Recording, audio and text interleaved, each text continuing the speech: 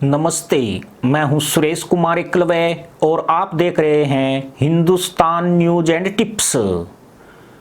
पाकिस्तान ने एक अध्यादेश जारी करके अपनी राष्ट्र संपत्ति बेचने का ऐलान कर दिया है। अपनी यह संपत्तियां वह किन देशों को बेचना चाहेगा यह अभी भी तय नहीं हुआ है, लेकिन चीन और खाड़ी देश उसके सबसे बड़े खरीदारों में शामिल हो सकते हैं। चीन के हित पाकिस्तान के अंदर गहराई तक जुड़े हुए हैं। ऐसे में ड्रैगन आसानी से किसी और के पास पाकिस्तान की प्रॉपर्टी नहीं जाने देना चाहेगा। सिर्फ पाकिस्तान ही नहीं बल्कि एक देश और है जिसने अपनी राष्ट्रीय संपत्ति बेचने का फैसला किया है, लेकिन यहाँ चीन नहीं बल्कि बड़ा खरीदार भारत है और इस देश को खरीदने के लिए भारत सरकार ने पूरी तैयारी कर ली है।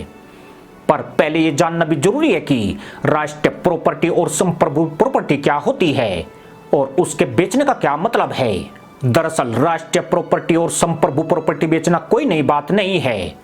इतिहास के पन्नों को पलट कर देखें तो पता चलता है कि अभी तक कई देश अपने अपने हिस्से को दूसरे देशों के हाथ बेच चुके हैं। जैसे कि अमेरिका ने क्यूबा से ग्वाटेमाला बे लीज पर लिया हुआ है, जहां उसने अपना नेवल बेस बनाकर रखा हुआ है।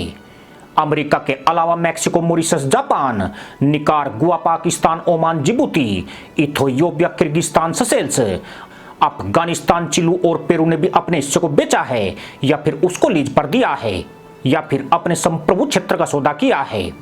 जैसे पाकिस्तान ने गवादर और पीओके का एक हिस्सा चीन को दे दिया है और जिबूती में चीन ने मिलिट्री बेस बना लिया है। भारत ने भी तजाकिस्तान और मॉरिशस में इसी प्रकार अपना एयर बेस बनाया है। हालांकि आज तक इस समझौते की असलियत कभी सामने नहीं आ सकी है। जब किसी मुल्क की स्थिति विकट हो जाती है और हाथों में कोई और उपाय नहीं बचता है, जैसा कि आजकल पाकिस्तान का हो रहा है, तब उसे अपनी संपत्ति को बेचने की तरफ रुख करना पड़ता है। इसमें चौंकाने वाली बात यही है कि पीओके को भी पाकिस्तान अपना हिस्सा मानकर बेच रहा है। पहले उसने चीन को सक्सगाम घाटी बेची और अब गिलगिट के कुछ भाग चीन को बेचने की तैयारी कर रहा है। पाकिस्तान के ऊपर $53 अरब का विदेशी कर्ज है। सिर्फ और सिर्फ इस साल में उसे $9 अरब का कर्ज चुकाना है। उसके पास इतना विदेशी मुद्रा भंडार नहीं बचा है कि जो उसे इस विकट स्थिति से बचा सके, जबकि दुनिया से पाकिस्तान को जरूरी मदद मिलने की संभावना फीकी पड़ गई है। आज पाकिस्तान तेल, दालें, प्याज और गेहूं तक दूसरे देशों से आयात कर रहा है। गैर सरकारी आंकड़ों की माने तो महंगाई दर 16% को पार कर चुकी है। ऐसे में उसके सामने सिवाय अपनी संपत्ति नीलाम करने के कोई दूसरा उपाय नहीं बचा है।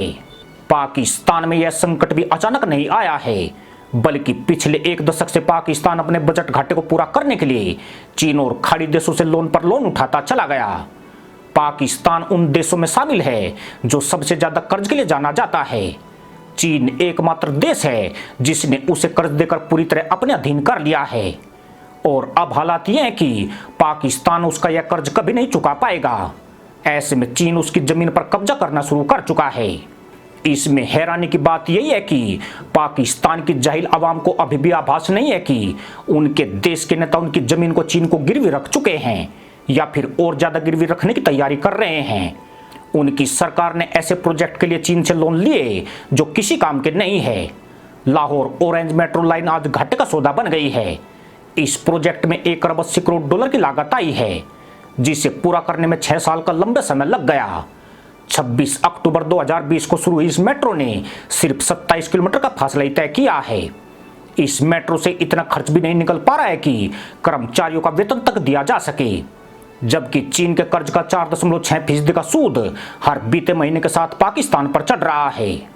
जब यह मेट्रो तैयार हो रही थी तब पाकिस्तान ने दावा किया था कि इससे हर रोज 2.5 लाख लोग यात्रा करेंगे, लेकिन महंगे किराए के चलते आज 50,000 लोग भी लाहौर की ऑरेंज लाइन मेट्रो का उपयोग नहीं कर रहे हैं।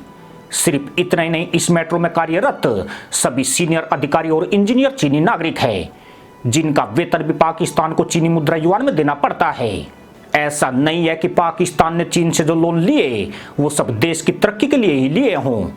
चीन से लोन लेकर पाकिस्तान ने जिन प्रोजेक्ट्स में लगाए उनको लेकर पहले उसे अमेरिका से चेतावनी मिल रही थी कि उस प्रोजेक्ट का पाकिस्तान को पूरा फायदा नहीं होगा। जैसे कि गवादर पोर्ट को लेकर पाकिस्तान जमकर गधैया नृत्य कर रहा था। चीन ने पाकिस्तान को ऐसे मुल्लाई ख्वाब दिखाए थे कि गवादर पोर्ट बनने के बाद यहाँ पूरी दुनिया के जहाज आया करेंगे, जिससे पाकिस्तान की आमदनी में भारी इजाफा हो जाएगा। लेकिन आज यह चीन के ट्रोलर और चीनी जहाजों का अड्डा भर बनकर रह गया है। लिहाजा गवादर पोर्ट पाकिस्तान के लिए गले में बंधा पत्थर है, जिसे उसने पूरी तरह समुद्र में डुबो दिया है। अब चीन उसे 40 साल के लिए लीज पर ले चुका है और पाकिस्तान मूंछ मुंडवाए छाती पीटने को मजबूर है। इसी तरह चाइना पाकिस्तान आर्थिक कॉरिडोर आज मदरसा मुल्क के लिए गले की हड्डी बन गया है, जिसे न निगलते बन रहा है और न वो उगल ही पा रहा है। चीन इस प्रोजेक्ट में $60 अरब का निवेश कर रहा है, लेकिन अभी तक यह 20% भी नहीं बन सका है।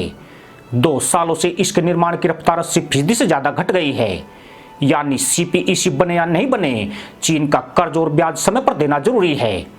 पाकिस्तान यहां ऐसा फंस चुका है कि इस एक प्रोजेक्ट ने उसे तबाही के कगार पर पहुंचा दिया है। दरअसल चीन की पॉलिसी काफी हद तक साफ है। वह किसी देश को बुनियादी ढांचे के विकास के नाम पर बड़े सुपन दिखाता है। वह ऐसी परियोजनाओं के लिए भी लोन बांटता है जिसकी उस देश को कोई जरूरत नहीं है। लेकिन असली खेल तब शुरू होता है जब चीन वहां प्रोजेक्ट शुरू कर देता है। वह कभी भी वक्त पर कार्य पूरा नहीं करता है और उसे अधिक से अधिक लंबा खींचने लगता है। इससे प्रोजेक्ट की लागत कई गुना बढ़ जाती है और साथ ही चीन के सूद की कमाई भी बढ़ने लगती है। आखिर में हालात श्रीलंका, जिबूती, लाओस और पाकिस्तान जैसे बन जाते हैं, जो कर्ज के दबाव में अपनी राष्ट्रीय संपत्तियों को बेचने को मजबूर हो उठते हैं। पाकिस्तान की इस हालत में सबसे बड़ा हाथ चीन का है। मदरसा मुल्क का अनाड़ीपन यही है कि वह हिंदुस्तान से बराबरी करने के चक्कर में ढह गया। आज भी उन्हें भारतीय अर्थव्यवस्था और उसकी ताकत का पर्याप्त ज्ञान नहीं है। उन्हें लगता है कि जो भारत कर सकता है वह क्यों नहीं कर सकते हैं। वह भूल रहे हैं कि भारत एक बड़ा बाजार है जहां दुनिया अपना सामान बेचने के लिए उतावली है, लेकिन पाकिस्तान के पास ना एक्सपोर्ट है और ना ऐसा इंफ्रास्ट्रक्चर है जो दुनिया उसमें रुचि ले सके। वह पूरी तरह आयात पर निर्भर देश बन चुका है और जब कोई देश निर्यातक से आयातक बनता है तो वहां महंगाई, गरीबी, बेरोजगारी उसका एक अहम हिस्सा बन जाता है। इसलिए आयातक के साथ साथ निर्यातक होना भी जरूरी है ताकि अर्थव्यवस्था में सामंजस्य बना रहे। चीन का मकसद ही पाकिस्तान पर कब्जा करना रहा है। पहले वो प्रोक्स तौर पर उसका इस्तेमाल करके भारत की घेराबंदी कर रहा था, अब सीधे सीधे उसके भीतर घुसपैठ कर गया है।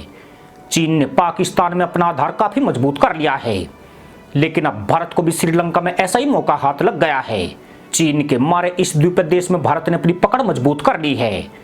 हालांकि भारत ने चीन की तरह श्रीलंका को लोन तो नहीं दिया है, लेकिन श्रीलंका के लिए भारत अभी भी चीन से कई गुना बेहतर पार्टनर है। भारत अब तक कई मीट्रिक टन अनाज और तेल के जहाज श्रीलंका को भेज चुका है। इन विषम परिस्थितियों में भी भारत ने $3 अरब 80 करोड़ का लोन श्रीलंका को दिया है। इसके साथ ही भारत ने श्रीलंका में लंबी अवधि के लिए कई प्लान्स बनाए हैं ताकि श्रीलंका की आर्थिक स्थिति सुधारने के साथ साथ वहां से चीन का वर्चस्व खत्म करके पूरी तरह से अपना वर्चस्व कायम किया जा सके। भारत ने श्रीलंका में सोलर एनर्जी प्रोजेक्ट के लिए भी समझौता किया है, जो पहले चीन को मिलने वाला था। अब भारत कोलंबो पोर्ट के अधिग्रहण की तैयारी में लगा हुआ है, क्योंकि यहां पहुंचने वाले 70% कार्गो शिप भारत आते हैं। भारत श्रीलंका की प्रॉपर्टी खरीदने की जरूर कोशिश कर रहा है, लेकिन जैसा पाकिस्तान के ऊपर चीन कर्ज भार बढ़ाकर कर रहा है, भारत की नीति उससे पूरी तरह अलग है। वह उसकी प्रॉपर्टी के लिए सही से डील कर रहा है। इसी के साथ अनुमति दोस्तों, जय जवान, जय किसान, जय हिंद, वंदे मातरम।